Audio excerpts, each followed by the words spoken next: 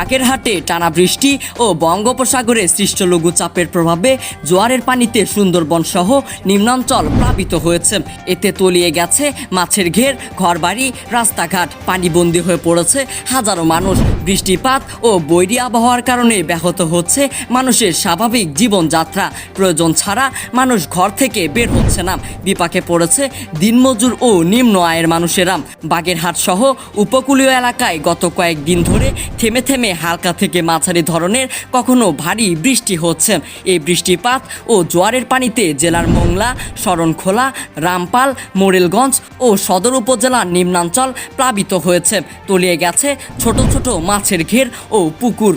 পানি বেড়ে পৌর শহরের বসতবাড়ি, শিক্ষা প্রতিষ্ঠান ও ব্যবসা প্রতিষ্ঠানগুলোতেও পানি উঠে যায়। কোনো প্রকার বন্যা ও জলোচ্ছ্বাস ছাড়াই দুর্যোগপূর্ণ আবহাওয়া ও পূর্ণিমার প্রভাবে বিগত কয়েকদিনের চেয়ে রোববার পানির উচ্চতা ও চাপ বেশি দেখা গেছে। শত শত পুকুর ও মৎস্য ঘের ডুবে গেছে।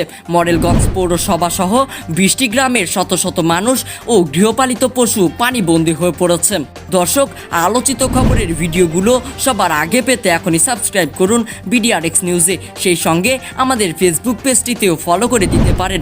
কথা হবে পরবর্তী কোনো ভিডিওতে। সে পর্যন্ত ভালো থাকবেন। ধন্যবাদ।